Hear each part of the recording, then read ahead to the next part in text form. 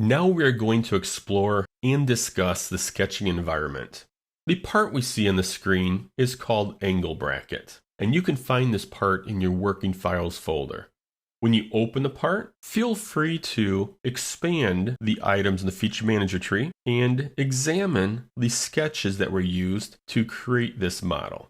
And that will give you a good idea of what goes into a good 2D sketch. We're going to start by creating a new part. So I'm going to select new, then I'll select part, and then OK. And as you would expect, it takes us into a blank screen. But we are in the part environment. If you notice, we have a sketch tab with the sketch tools. Now, before we can start a sketch, we must go into either a new sketch or an existing sketch. To create a new sketch, we go to the far left of the sketch ribbon, and notice we do have a drop-down arrow, which gives us the option of a 2D sketch or a 3D sketch. I would recommend against you using 3D sketches at least until you get through the first 5 chapters of this video. So I am going to select the 2D sketch, and as soon as I do that, the property manager opens, prompting me to select a plane on which to create the sketch. Now you do want to put some thought into this. Based on your model, does it make more sense to create your sketch in the front, top, or right plane? This is something that you need to decide. When I select the front plane, I want you to watch the screen and you'll see that front plane will revolve normal to your line of sight.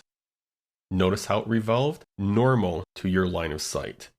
Now when you do that on your screen, if your plane does not revolve, that's because you do not have that option turned on in the options dialog box. So how do we do that? We go to the top of the screen and we select options. Under the System Options tab, you want to go down to Sketch and put a check mark in front of Auto Rotate View Normal to Sketch Plane on Sketch Creation. Then it will auto rotate every time you create a new sketch. Now we're in sketch mode, and how do I know that? Well, at the bottom of the screen says Editing Sketch. That means I can create lines, arcs, and circles. So now that we added a few pieces of geometry, if you want to keep this sketch, you would select this icon here, and this to close you out of the sketch and save it in your feature manager tree. However, if you want to cancel the sketch you did and not save it, you would select the red X. I'm going to save it, and notice it appears in the feature manager tree. Now let's go back to the other model. Now notice in this model, I am not in a sketch currently, and at the bottom of the screen, it says Editing Part. However, if I start a new sketch, for example on this face here, it then says Editing Sketch. So in the part environment, you can either be in the Edit Part mode or Edit Sketch mode. Now if we take a look at this feature manager tree, like I mentioned earlier, you can open this model and explore all of the sketches that were used to create this 3D model.